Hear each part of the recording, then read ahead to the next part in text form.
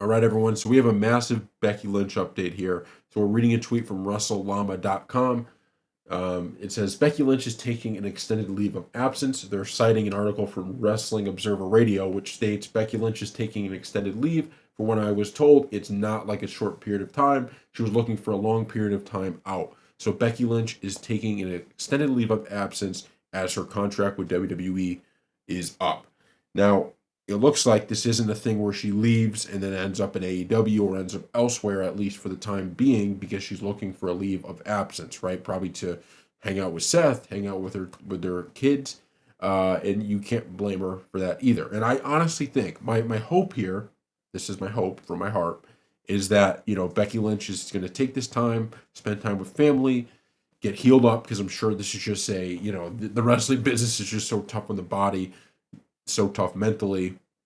You get to relax at home with your husband, you get to relax with your kid, and then you take enough time off, and then you're able to come back. And a lot of times what we see is that when wrestle sometimes, I mean, think about like all the greatest of all time. I mean, look at like John Cena, right? One of the best ever. Fans just get tired of at some point, especially when you're a baby face most of the time, it's like fans just get tired of you a little bit. And it's that leave of absence that you take that actually completely, it's like a defibrillator, right? It just shocks back the love of a character by the like when if she isn't leaving WWE, if she ends up coming back to WWE, I can guarantee you the pop she gets is going to be massive, massive, massive. And I think that's good, right? So it's like the best of both worlds.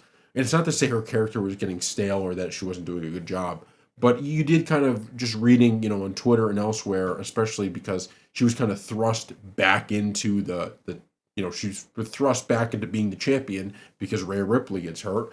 And so, that storyline didn't make a whole ton of sense and people were a little bit upset about it, but you're sitting there going, well, the storyline didn't make a ton of sense because Rhea Ripley got hurt in the middle of the storyline. It wasn't supposed to be the storyline. The storyline was supposed to be kind of the Liv Morgan revenge tour versus Rhea Ripley. And then what ends up happening actually is Rhea Ripley gets hurt. So when she gets hurt, what ends up happening? Oh, okay, we got to kind of change this now. And then Becky Lynch is the one who becomes the champion. And I think this is, since it wasn't the best put together storyline, people were upset. It's like, well, what are they supposed to do? They can't go back in time and recreate a storyline that wasn't even supposed to be. Um, I thought it ended fine. I thought it ended well, but this is what people were upset about.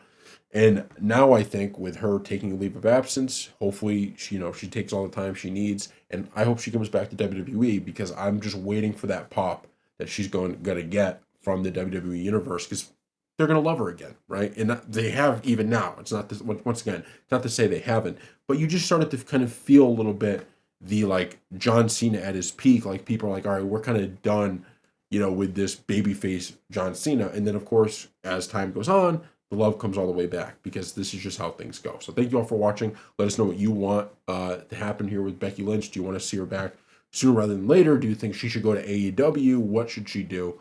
And we'll see you next time.